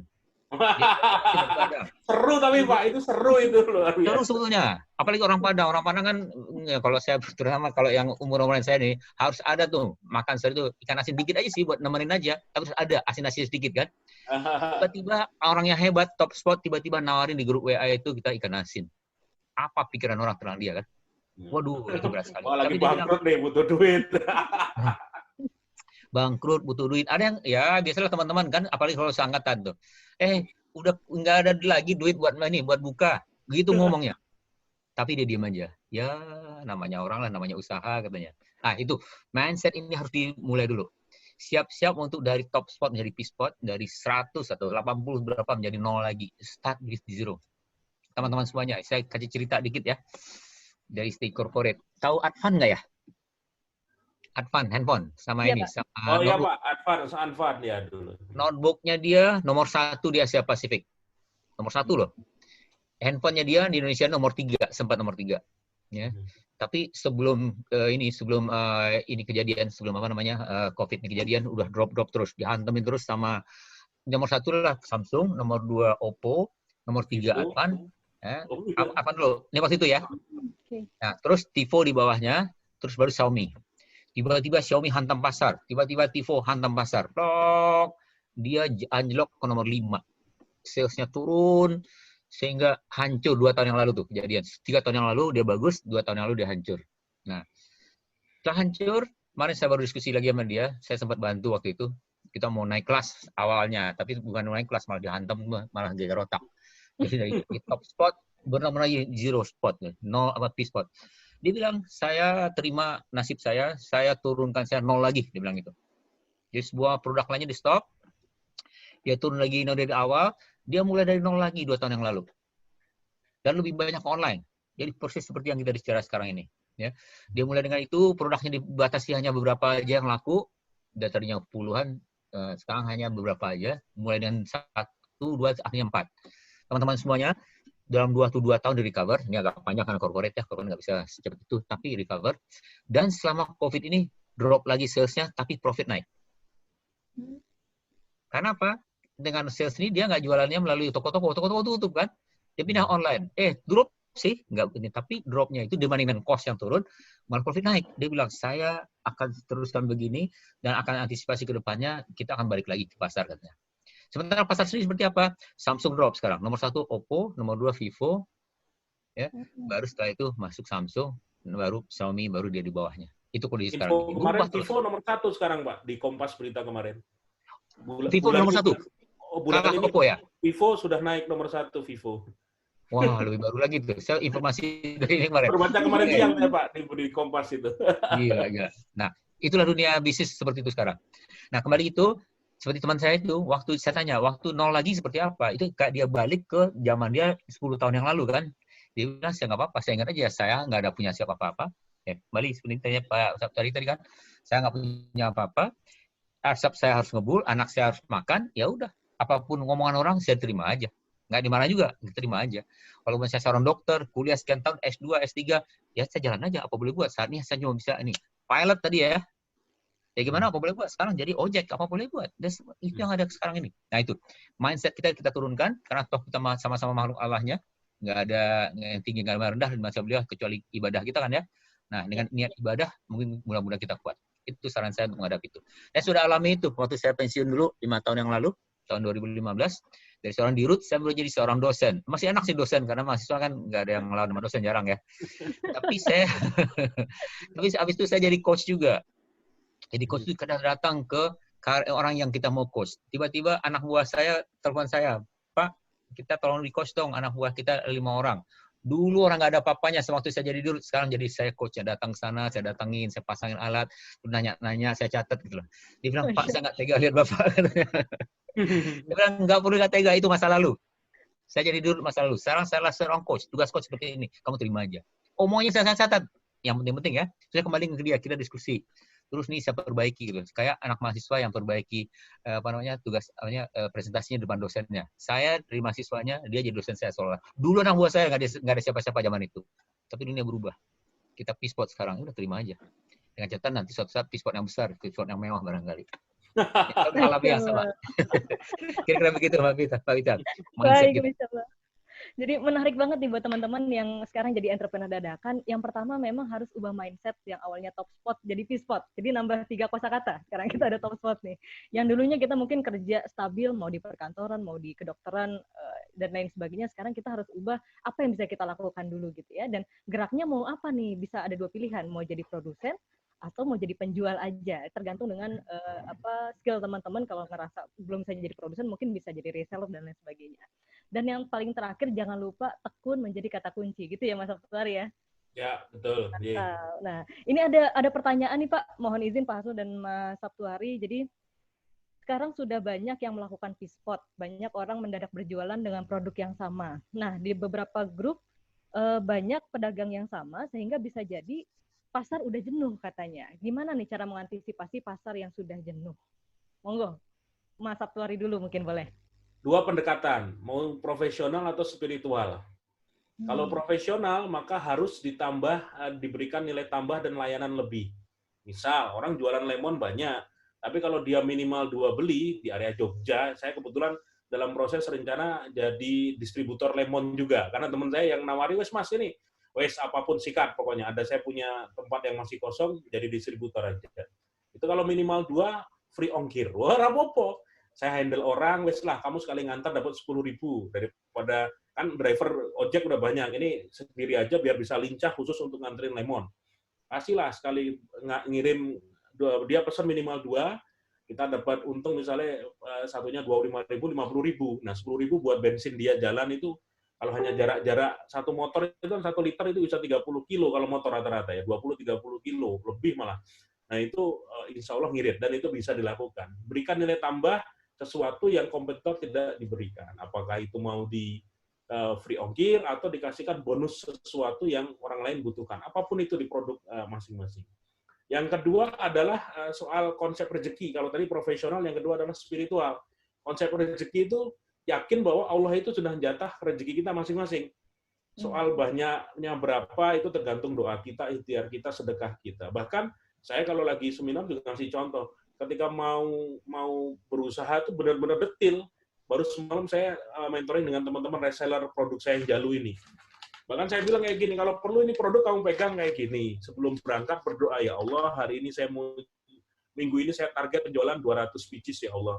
Kasih saya jalan ya Allah, di mana saya harus jualan, kepada siapa saya akan menawarkan, dan bimbing saya ya Allah, pertemukan dengan calon konsumen saya. Habis berdoa, sholat, sudah semua sedekah di depan. Kasih makan, misalnya 2 orang belikan nasi padang, yaitu 15.000, 20.000 bagi 2. Wes lah, itu udah ikhtiar luar biasa. Produknya ada, cara jualannya juga ada, sosial media, ikhtiar ada toh. Yang kedua, sedekah di depannya juga ada. Insya Allah tetap kebagian, kebagian Mas. 260 juta penduduk Indonesia loh. Gitu, Mbak. Monggo Mas Nur. Baik. Silakan Mas Nur. Nah, ini teori dikit nih. Kalau memang kita udah punya produk di daerahnya tepat, yang sama, terlalu banyak orang, itu berarti kita mau bertahan di daerah red ocean istilahnya ya. Nah, artinya orang udah banyak, semua ada. Ya, nggak ada jalan lain yang dibilangin Mas Faturi tadi itu. Apa boleh buat, kita berikan yang lebih. Kayak gitu ya, sama berdoa. Namun kalau kita mau, barangkali kita bisa perluas. Cari blue ocean yang daerah yang belum terjangkau orang lain barangkali gitu. Atau cari produk yang lain yang mirip-mirip misalnya ya. Nah, gitu. Nah, terus ada lagi seperti apa? Ya udah, kita upayakan misalkan ya, kalau daerahnya udah padat, kita coba masuk ke internet gitu. Kalau saya lihat ya di WhatsApp itu, WhatsApp group itu memang ada sih. Saya kirim yang teman saya minta bantu dia kirim di situ, tiba-tiba orang lain masuk lagi di situ. Nah, ada yang ini, oke, dia ubah tadinya dari ikan asin, dia ubah sekarang kue-kue yang untuk lebaran gitu. Dia bergerak, jadi hanya itu aja. Terus, nah dia bilang ke saya, minta tolong, ada nggak grup yang lain? Jadi cari orang masyarakat baru atau produk baru, gitu, atau pasar yang baru. Nah akhirnya saya kasih tahu, jangan di grup seangkatan aja deh, coba adik kelas kita barangkali ada yang mau nih, atau grup saya yang lainnya bisa mau barangkali gitu. Nah, akhirnya kita cari gitu. Jadi bisa begitu, perkuat di mana kita ada, atau cari sesuatu yang baru. Dan dengan cara begitu mudah-mudahan yang kedua tadi tuh Allah akan ngasih rezeki buat kita. Mudah-mudahan. Masya Allah. Jadi jangan takut dengan kejenuhan pasar ya, karena peluang tuh masih sangat besar ternyata di luar sana. Berarti kalau teman-teman yang baru mau jadi entrepreneur dadakan nih, baru masih keinginan aja, berarti belum terlambat sebenarnya ya untuk masuk ke bisnis ya? Gimana menurut Mas? Tidak ada kata terlambat, Mbak. Kalau mau kita dalam dunia entrepreneur tuh yang muda, yang tua, asal dia mau belajar, dia tekun, mau mencoba hal yang baru, dia pun melakukan tindakan yang tepat di pasar yang juga tepat, siapapun bisa melakukan. Ya, banyak kisah-kisah orang yang baru pensiun dia umur 55 tahun dan memulai bisnis dari nol yang berhasil juga banyak. Walaupun yang gagal juga banyak ya, toh. Walaupun dia pulang kampung bikin peternakan kolam-kolam lele, terus di atas kolamnya akhirnya makin banyak orang datang dibikin kolam ikan di atasnya dikasih saung-saung buat rumah makan yang masak istrinya. Padahal memulai ketika masih baru pensiun umur 55. Dalam 5 tahun ternyata jalan itu, wah anak saya yang bantu semuanya bisa sekarang gitu. Padahal sudah usia pensiun. Apalagi yang masih mahasiswa. Zaman saya dulu kan saya kuliah di UGM, saya masuk tahun 98, lulus 2004. Pak Asnul udah jadi direktur, saya baru lulus kuliah di UGM waktu itu. Oh, itu semua saya lakukan karena memutuskan menjadi entrepreneur, dari yang jualan celana gunung, jualan batik, jualan kaos, jualan stiker, semua saya lakukan. Karena memang model dari jalanan, tapi efeknya yang dilalui ketika masa-masa itu ya sekarang sangat-sangat bisa bermanfaat. Nggak kagetnya tuh, walaupun sekarang kaget yang ngadepi kayak gini, tapi untuk bergerak cepat tuh insya Allah paham lah ngene. Insya Allah lebih cepat, emang belum mencoba sama sekali. Gitu, Mbak. Oke. Gimana Pak Asul? Jadi hajar aja ya Pak, nggak ada kata terlambat ya untuk terjun ke bisnis ya? Nggak ada kata terlambat, tapi tetap harus sabar. Karena apa? Kadang-kadang kita ngelihat kan, oh entrepreneur tuh pasti suksesnya bisa beli mobil gitu. Saya udah 2 tahun 3 tahun nggak bisa beli mobil. Harus sabar memang, harus sabar ya. Karena kalau dilihat tuh banyak entrepreneur itu yang relatively mulai dari nol tuh lama, nggak apa-apa. Yang penting masuk, mulai aja, cari sesuatu. Nah, jangan diam di situ, tumbuh terus gitu. Kalau nggak berhasil, ada istilahnya kalau di itu tuh di design thinking, you know the market, empathy, desain lah, tahu ini kebutuhannya apa, desain produknya, coba dulu, berhasil, scale up, nggak berhasil, bunuh gitu. Artinya apa? Ada kemungkinan kita nggak berhasil nggak apa-apa, berhenti cari yang lain gitu. Jadi jangan langsung, waduh saya nih. Biasanya setelah nyari-nyari 2 kali, 3 kali, 4 kali tuh seperti Mas Abdari bilang tadi itu, ketemu aja setelahnya nanti gitu. Tapi yang butuh waktu. Data gagalnya udah habis, Pak, istilahnya. Jatah gagal sudah habis, tinggal jatah sukses paling gede. Masya Allah. Exactly. Ya, berarti harus tabah ya, dan itu berjuang terus. Betul, Pak. Siapapun itu punya jatah gagal harus dihabiskan gitu. Insya Allah nanti kebagian jatah sukses semuanya gitu. Amin, insya Allah. Jadi teman-teman nih yang sekarang sudah jadi entrepreneur dan ngerasa kok sekarang pesaingnya banyak banget nih, jangan-jangan pasar udah jenuh, atau baru mau jadi entrepreneur ternyata belum ada dan tidak akan pernah ada kata terlambat, jadi hajar aja. Nah, ini berikutnya ada pertanyaan lagi, Mas Sabtuari dan Pak Hasnul, dari Mbak Diah di Bandar Lampung. Sebelumnya Mbak Diah ini sudah menjual satu produk, namun waktu itu produknya belum booming, tapi sekarang produk itu sudah banyak dikenal dan diminati, sehingga banyak sekali penjual yang menjual produk yang sama dengan saya, tapi caranya banting harga nih, pesaing-pesaing yang lain. Nah, apa yang harus dilakukan? Apakah menurunkan harga, atau tetap dengan brand dan harga yang sama? Silakan. Mungkin Mas Sabtari dulu, mungkin silakan Mas. Kalau saya memilih menghabiskan stok dan berganti bisnis yang lain. Buang-buang energi perang itu serius itu loh. Kalau saya untuk level UKM ya, kalau Pak Asnul mungkin di korporasi besar ya investasi sudah triliunan itu. Kalau saya di UKM, kalau pasarnya memang sudah jenuh, pasarnya udah saling tabrak-tabrakan nggak sehat, mendingan obral aja, terus mengorbankan jual aset apapun, mau mobil atau motor atau apapun, buat bisnis baru, mencari peluang baru. Karena energi kita tuh terbatas. Kita harus mikirkan keluarga, mikir pekerjaan yang lain atau apapun. Tapi kalau kita hanya fokus di bisnis tersebut, lama-lama juga capek kalau misalnya kita tidak menemukan solusi sendiri. Saya ini termasuk orang yang ini, Mbak, kadang-kala level kesabaran saya itu bisnis kalau misalnya sudah setahun nggak menghasilkan, tak tutup aja. Saya sudah pernah, sebelum punya Tengkleng Hua tuh saya pernah punya ayam Mas King Kong, ada soto sedep, gitu, ada siomay, ada 4 kuliner seingat saya, itu tutup aja. Ya rugi ratusan juta gitu, rugi ratusan juta.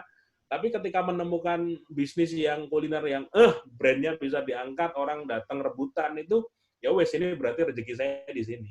Saya mendingan kayak gitu daripada banting-bantingan harga, alah capek nggak karu-karuan. Mungkin Pak Asnul ada pendapat lain, monggo Pak. Iya. Kalau Mas Sabtuari kan istilahnya kalau di kapal itu speedboat kan ya. Cepat. Saya memang biasanya di kapal yang agak lamban gitu.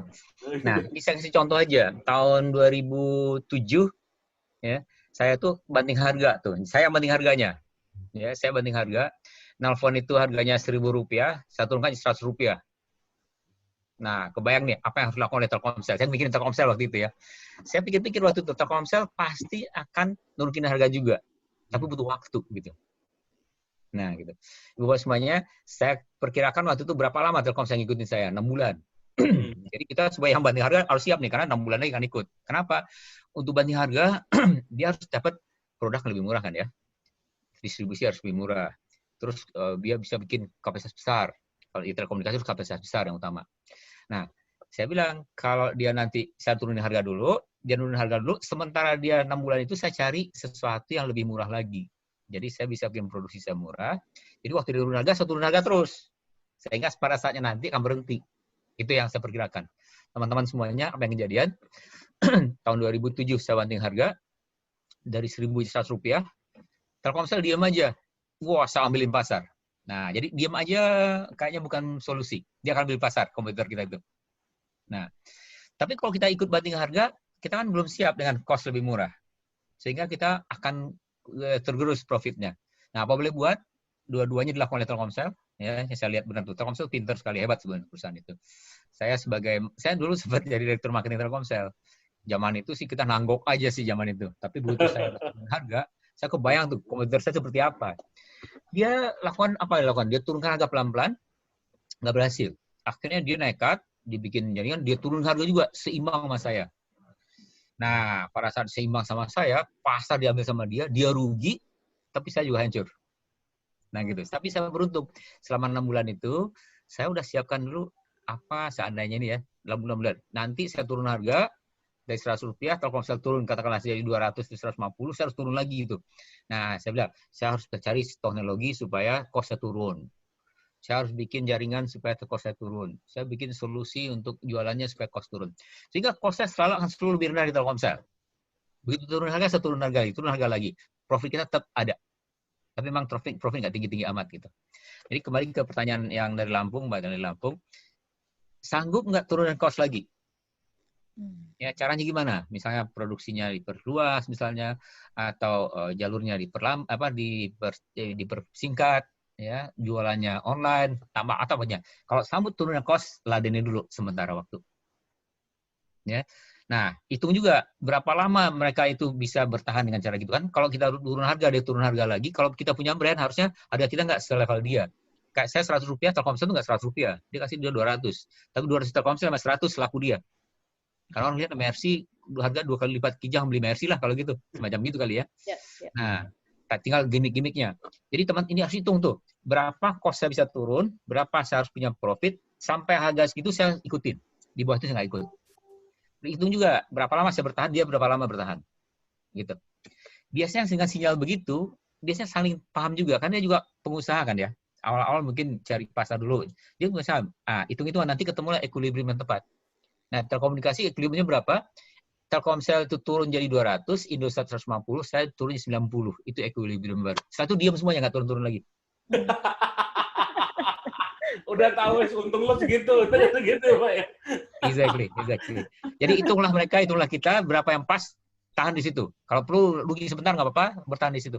Nah, kalau itu ternyata dilewati, ternyata kita harus di sini, dia terlalu di bawah dan bertahan terus, atau mungkin kelihatan akan bertahan, udah ikut Mas Sabtuari, pindah yang lain. Ya. Nah, Pak Hasnul tadi ketika proses mencari titik equilibrium itu, apakah kita mendingan wait and see, biar para pesaing kita yang berantem sendiri sampai kita tahu udah titik equilibrium nih baru kita mengikuti itu, atau kita ikut serta Pak di situ Pak? Gimana Pak Hasnul? Harus ikut serta, pertahankan market share. Okay, sekali kita hilang dari pasar, kalau perlu seperti Mas Sabtuari bilang itu, setengahnya obral barang kita itu sampai habis. Jadi produksi kita harus dijaga tuh. Jangan terlalu berlebihan, tapi tetap ada. Karena gini, bisa jadi mereka cuma 3 bulan 4 bulan habis itu naikin harga. Kita udah hilang kan, gitu. Iya, betul. Ini itu jangka beberapa ini jangka menengah nih perangnya, bukan jangka pendek. Jangan Baik. kehilangan market share gitu. Konsepnya kalau kita ini market leader kan yang ini awal nih. Jangan kehilangan market share. Ada ladennya dulu, tapi itu tadi selevel berapa saya bisa. Kalau level itu udahlah saya lepas gitu. Tinggal buang barang aja kan. Buangnya habis, plak pindah yang lain. Gitu. Baik, Masya Allah. Jadi ternyata kalau kita punya pesaing yang mainnya di harga, pertama pesaing itu tidak bisa kita kontrol. Yang kita bisa kontrol tentu adalah diri kita sendiri, usaha kita sendiri. Nah, pertama apa? Bisa jadi kita ngeliat energi kita. Masih bisa fight nggak di situ? Masih cukup punya modal yang oke nggak untuk fight di situ?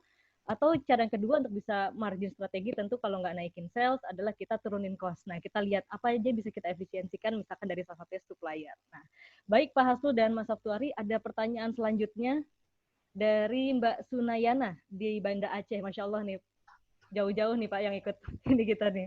Jadi kalau kita mau jualan atau buka usaha, apakah perlu melihat budaya dari tempat kita? Atau kita langsung jualan aja tanpa melihat pasar? Itu pertanyaan pertama. Mungkin itu dulu dijawab, nanti kita lanjut ke pertanyaan kedua karena agak banyak nih pertanyaannya. Jadi pertanyaan pertama ini, kalau kita mau jualan, perlu lihat budaya kita setempat atau langsung hajar aja jualan? Nah, gimana Mas Sabtuari? Tergantung produknya dan tergantung cara jualannya. Kalau produknya ini bisa diakses oleh orang seluruh Indonesia, ya toh, kamu walaupun jualan dari sebuah rumah, dari garasi rumah pun nggak masalah. Walaupun kamu tinggal di Aceh, tapi ternyata produkmu dicari orang di Jawa Timur, di Banyuwangi, ya langsung aja ditawarkan melalui online. Tapi kalau kamu hanya untuk masyarakat lokal, ya harus kamu lihat situasi dan kondisi masyarakat lokal. Kalau di Jogja orang misalnya kalau kuliner ya orang suka pedas, orang suka manis. Makanya gudeg itu tetap menjadi favorit karena udah pedas pun manis ya tuh jualan di sana. Orang Jogja mungkin nggak suka yang kecut-kecut banget kayak di kecut tuh di mana ya makanan, saya pernah makan kecut di Sumatera kayak ya. Kok makanan ini rasanya asam banget gitu beberapa kota itu.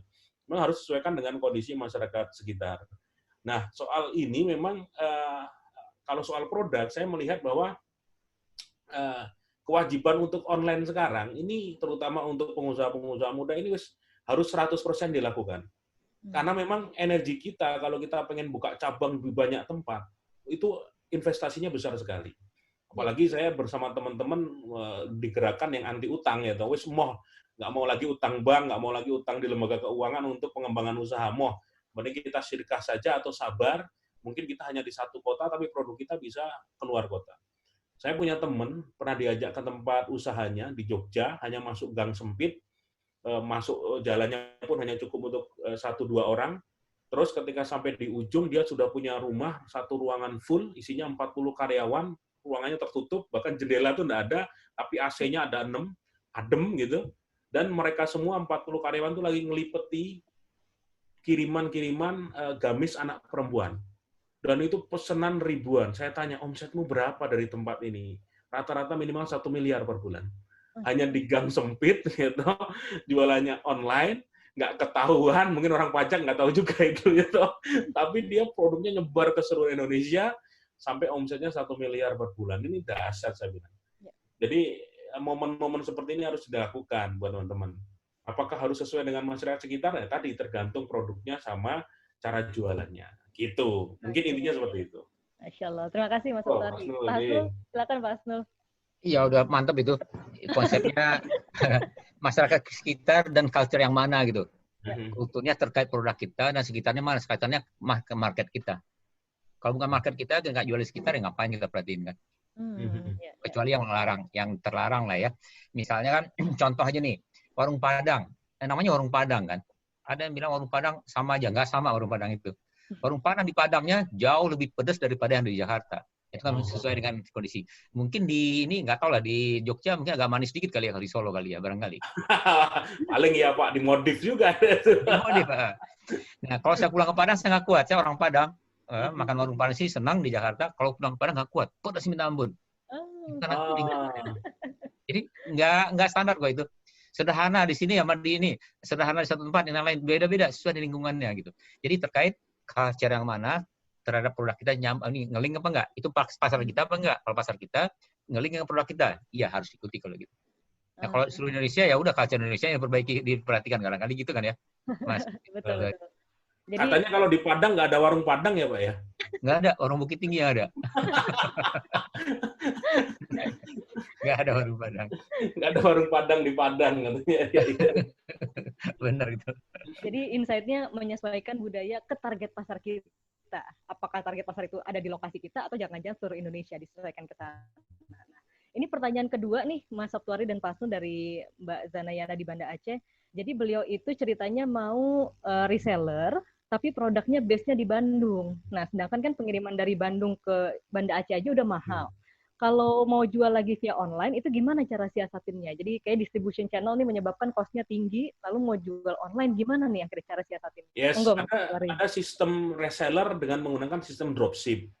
Cuman akad ini harus hati-hati. Dalam Islam itu dropship ada yang diperbolehkan, ada yang dilarang. Hadis Nabi-nya adalah jangan kamu menjual barang yang belum menjadi milikmu. Itu nggak boleh.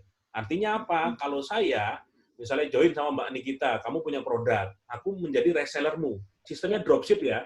Mbak Nikita, saya resmi ya menjadi resellermu dan sistemnya dropship. Nanti kalau ada orang dari Aceh beli, tolong barangnya nggak usah kirim ke Jogja, Mbak. Dari Jakarta langsung terbang saja ke Aceh, ongkos kirimnya kamu hitungkan lewat aplikasi JNE atau apapun itu berapa. Jadi dia transfer ke rekening saya, baru saya bayar ke kamu. Yang dibayar itu apa? Adalah selisihnya. Misalnya kamu Mas dari harga 100.000, Mas Sabtu dapat 30%. Berarti 30.000 buat saya kan?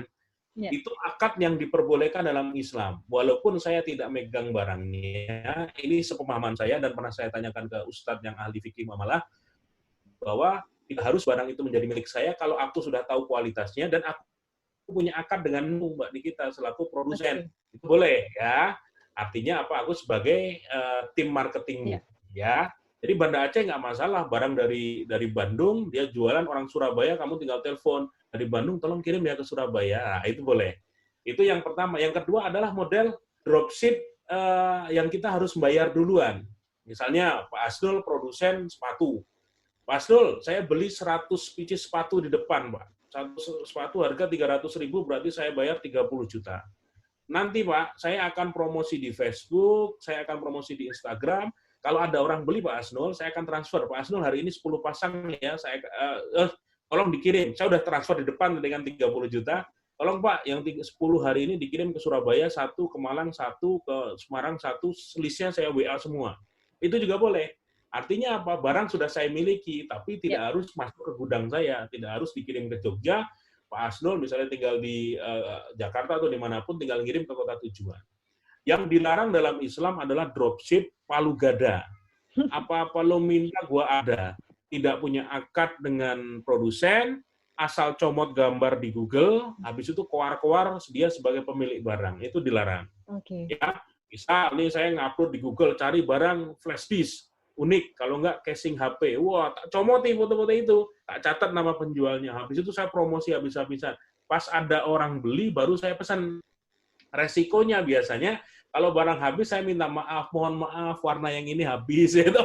Kan kayak gitu kejadiannya. Dia sudah nerima duit, aplikasi di marketplace sudah terjadi, ternyata barangnya nggak ada. Ujung-ujungnya minta maaf. Saya berapa kali kejadian kayak gitu, beli kursi yang buat lesehan, sekarang lagi nyari kursi lesehan, kan enak lagi di rumah.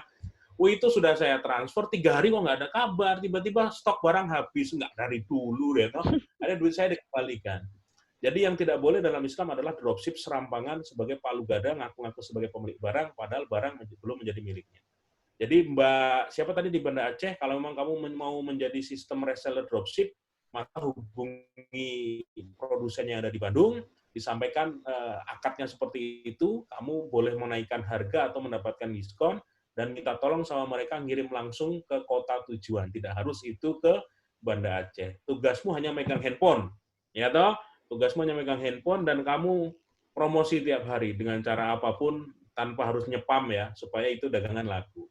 Gitu. Mantap, mantap, mantap. Pak Asnul, silakan Pak Asnul. Dikit aja.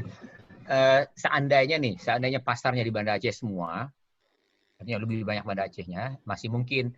Jadi gini, dihitung aja berapa ongkos kirim barang yang banyak ke Banda Aceh, terus di Banda Aceh dibagi lagi. Kalau lebih murah, masih mungkin sih.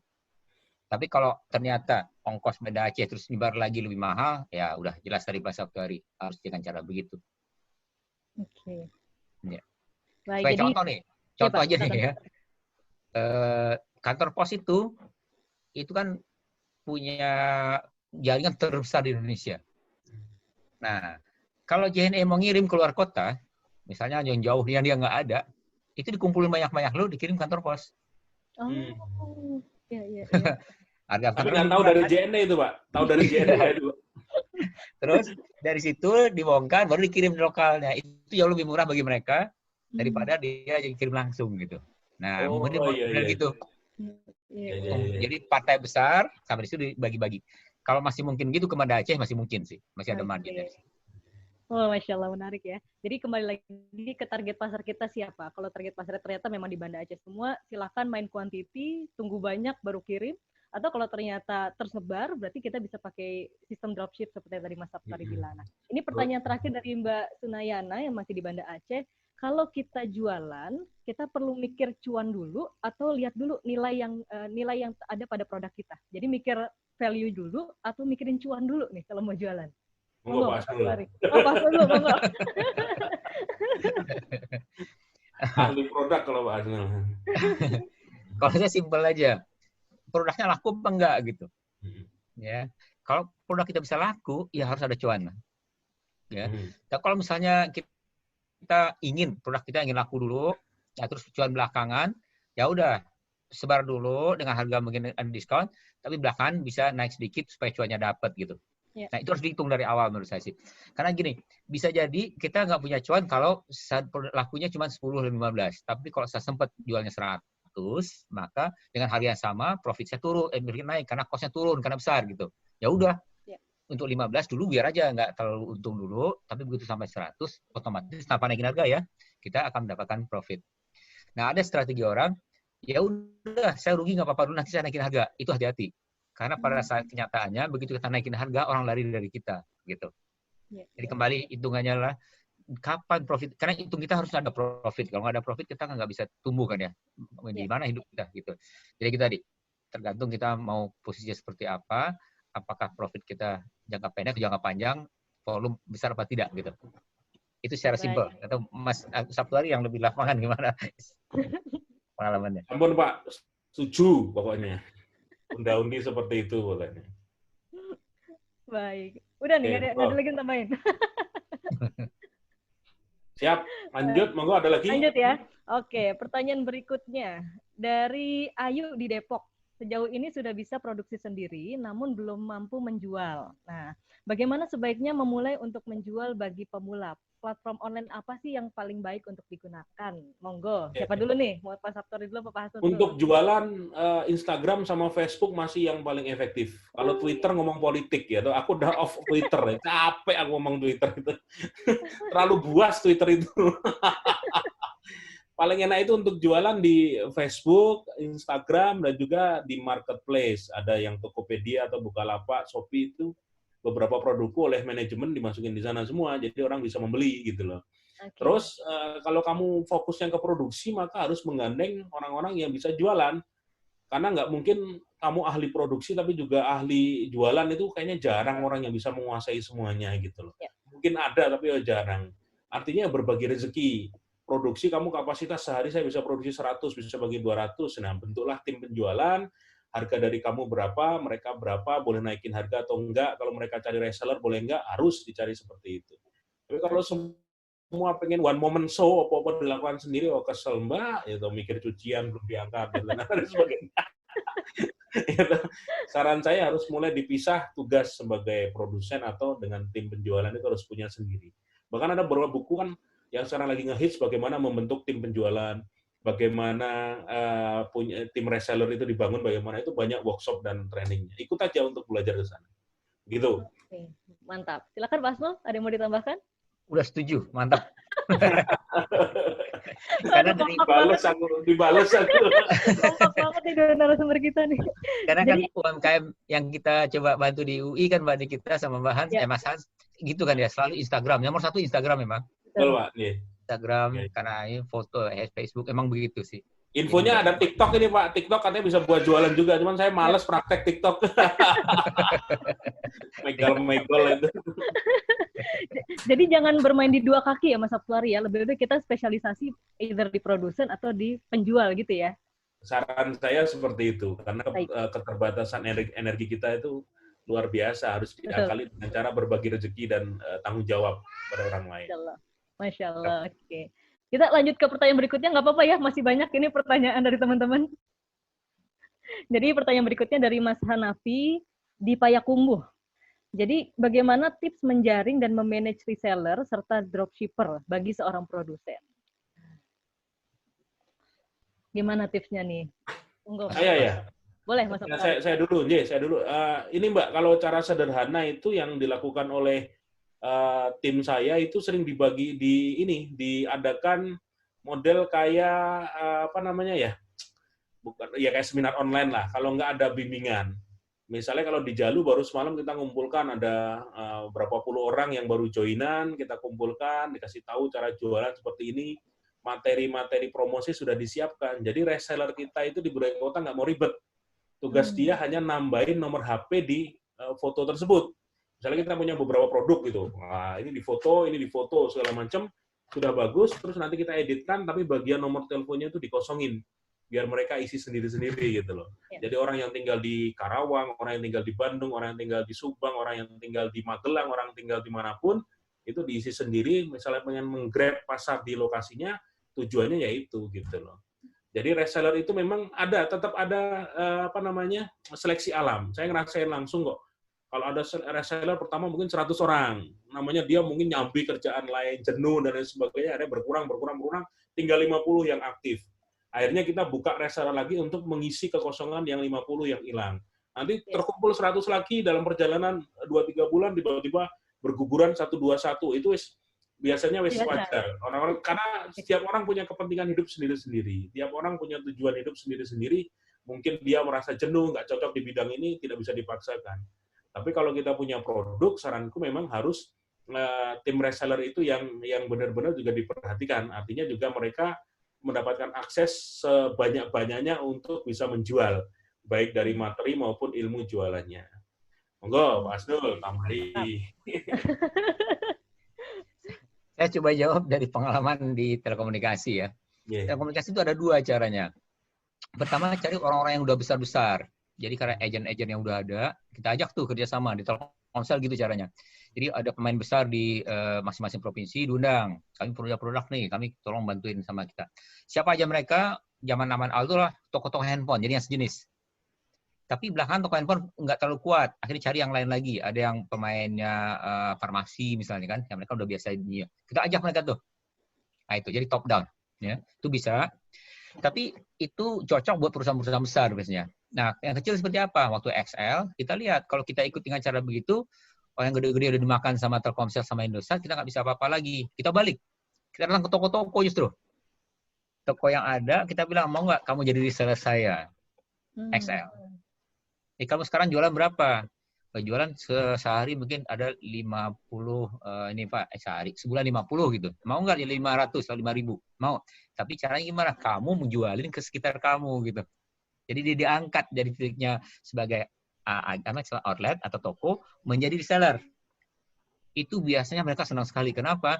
Dia merasa dihargai sama kita kan. Itu yang orang yang paling setia sama reseller, orang yang seperti itu. Asal setiap ketemu kan setelah berapa tahun kemudian kita udah mulai bagus, kita kumpulkan tuh jalan-jalan. Selalu salami saya dari toko 1 Pak, sekarang seluruh Madura, seluruh kota Sampang lu saya yang ngurus sekarang. Saya ini berhasil ini, terima kasih gitu. Nah itu pengalaman kita waktu zaman telekomunikasi.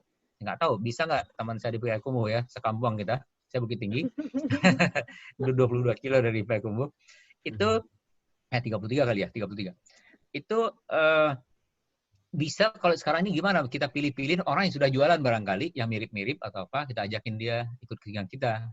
Nah mungkin ngajak diundang seminar, semacam seminar kali ya. Nah kita ajak, mau nggak produknya seperti ini, kelebihannya apa gitu barangkali.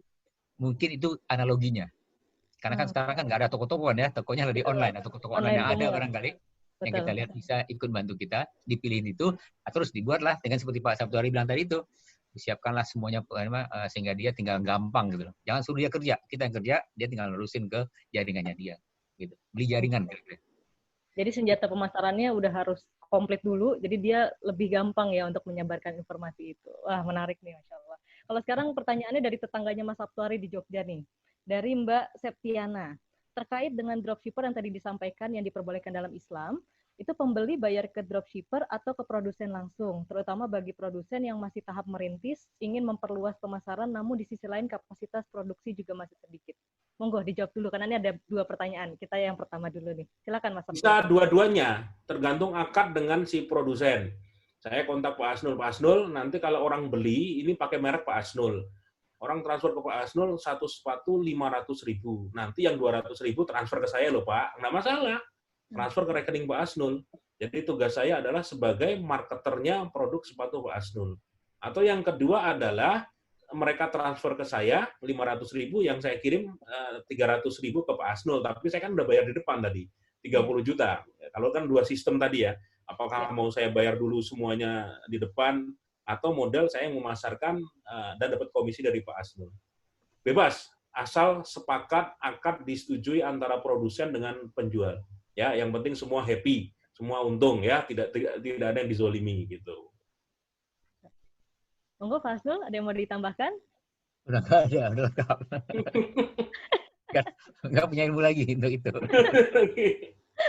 Baik, mungkin ini karena waktunya juga sudah 11:30, mungkin ini pertanyaan terakhir di sesi ini, Mas Sabtuari dan Pak Asnul. Ya, boleh share nggak tips gitu supaya teman-teman ini survive di era pandemi COVID? Nah, mungkin itu tuh pertanyaan pamungkasnya. Monggo, dari Mas Sabtuari dulu. Aku dulu. Yes. Nah, akhirnya 1,5 jam nggak terasa ya, kalau ngisi seminar, sekitar 1,5 jam. Teman-teman semua yang jelas, ini sekaligus closing statement ya? Ya, silakan Mas. Pertanyaan sekaligus closing statement pernyataan buat teman-teman semua, bahwa satu, jangan pernah berputus asa pada rahmat Allah. Waduh, anakku mau masuk sebentar. belum selesai, sebentar ya Le. Jangan berputus asa pada rahmat Allah, yakin bahwa rezeki pasti ada. Artinya apa? Kita harus ikhtiar dengan hati yang tenang, hati yang legowo, dan punya keyakinan bahwa rezeki itu pasti kebahagiaan. Yang kedua, jangan berhenti cari ilmu. Peluang di luar sana banyak. Jangan puas di satu bisnis. Saran saya dalam kondisi kayak gini, fokus perlu. Tapi ketika banyak peluang baru yang ditemukan, maka jangan takut untuk membuka kolam-kolam baru. Dan diusahakan jangan keluar modal gede. Nah, artinya apa? Yang zaman sekarang lebih enak adalah megang cash flow. Cash flow-nya harus dipegang. Kalau kita megang cash flow, ini insya Allah lebih aman. Nah, usahakan makanya dengan sistem reselleran modal terbatas, tidak harus sewa tempat, tidak harus buka gedung atau apapun. Itu dilakukan. Yang ketiga adalah harus berani bergerak lebih cepat. Sekarang bukan mereka yang modalnya paling besar, bukan yang dia punya network dengan penguasa dan lain sebagainya, tapi yang level UKM ini mereka yang bergerak paling lincah, dia yang paling cepat mengambil situasi dan keputusan menghadapi kondisi saat ini yang insya Allah akan menang. Betul. Terus yang terakhir adalah saran saya mendekat ke Allah total dalam proses menjemput rezeki. Sedekahnya di waktu lapang dan sempit. Jangan pas dulu banyak rezeki, rajin sedekah, pas sempit nggak mau sedekah. Jangan. Itu ilmu bahwa kata Nabi, salah satu pembuka pintu rezeki adalah lewat sedekah tersebut. Jadi, apapun produkmu, apapun produk saya, siapapun, kita harus menjaga optimis kita untuk tetap bisa melewati ini bareng-bareng. Semoga Allah memberikan kekuatan pada kita, dan sampai nanti semua lewat, semoga kita semua sudah punya bisnis sendiri yang settle masing-masing. Amin, amin. Terima kasih, matur suwun. Monggo Mas Dul menutup. Luar biasa. Saran saya simpel aja. Waktu 1,5 jam ini saya juga belajar banyak dari Mas Sabtuari ini. Kenapa? Pengalaman beliau di lapangan luas sekali. Mas Sabtuari kenal Mas itu nggak? Mas Satya di Jogja juga, Business Hack. Iya, teman saya Pak Satya, Pak Mardi Gumawi itu kan sering WA-an sama saya. Sering ngajar di itu, sama-sama ngajar di sekolah CEO. Jadi memang. Iya, saya kan alumni sana Pak. Saya pernah ikut di sekolah CEO dan MMBC juga saya alumni. Harusnya ngajar di situ tuh, bukan alumni. Oh iya, saya pernah lihat Pak Asnul, cuma saya nggak datang waktu itu yang itu. Ya Pak. Nah, teman-teman semuanya, saran saya, minta nih direkodkan ya, Mbak Nikita. Ya, di-record, Pak.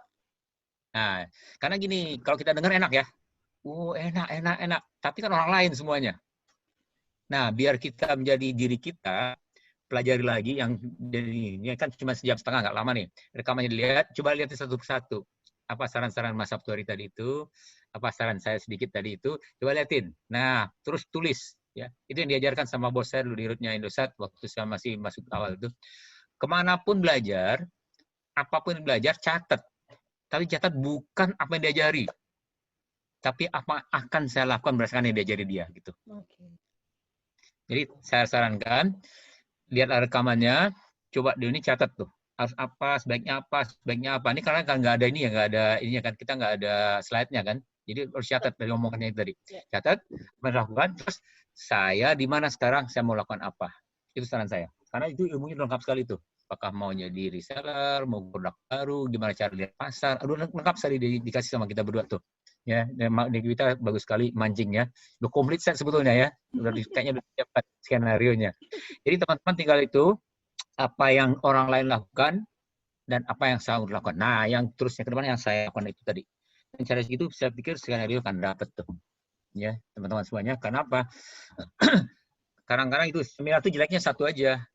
Waktu kita ngikutin kayaknya oh iya begitu udah pulang apa ya tadi ya. Terus saya kemana gitu. Makanya beruntung nih seminar online ini untungnya di situ karena rekamannya tadi kita bisa ulangi.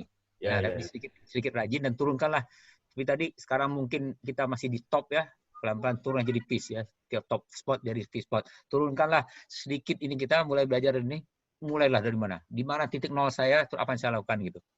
Pelan-pelan, insya Allah nanti mungkin mudah-mudahan mungkin orang yang bisnis sekarang mungkin berkepikiran bisnis mungkin jadi bisnismen top dalam waktu 3-6 bulan setahun ke depan mudah-mudahan. Amin Allahumma amin, Masya Allah. Amin. Alhamdulillah. Banyak banget nih ilmu-ilmu yang kita dapat pada hari ini, dan teman-teman jangan khawatir, insya Allah nanti rekamannya akan kita upload ke YouTube, jadi teman-teman bisa belajar terus. Nah, tapi jangan lupa dicatat ya Pak ya, apa yang mau dilakukan berikutnya. Mungkin sebelum saya tutup, saya hanya sedikit mengingatkan, angkatan kita nih anak-anak milenial terkenal dengan generasi wacana katanya. Wacananya banyak, bagus-bagus, tapi nggak dieksekusi. Nah, seorang entrepreneur itu harus banyak memfokuskan pada eksekusi, ya, supaya lagi-lagi dapur ngebul terus, itu ya, jangan lupa ya. Baik, terima kasih untuk Pak Hasno dan Mas Sabtuari atas waktu dan ilmunya yang Masya Allah luar biasa. Semoga jadi amal jariah untuk Pak Hasno dan juga Mas Sabtuari.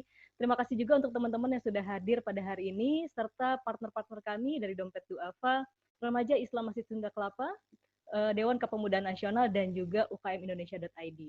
Akhir kata, saya tutup. Terima kasih banyak. Semoga ilmunya bermanfaat. Assalamualaikum warahmatullahi wabarakatuh. Waalaikumsalam warahmatullahi wabarakatuh. Terima kasih, Pak. Makasih, Mas Sabtuari. Ya. Terima kasih, Mas Nul, Mas Nul ya. Mari Mas Sabtuari, Mas Babita sama teman-teman. Saya lihat ada teman-teman. Iya, Pak. Sampai ketemu lain waktu, Pak. Terima kasih, Mas Sabtuari. Ya.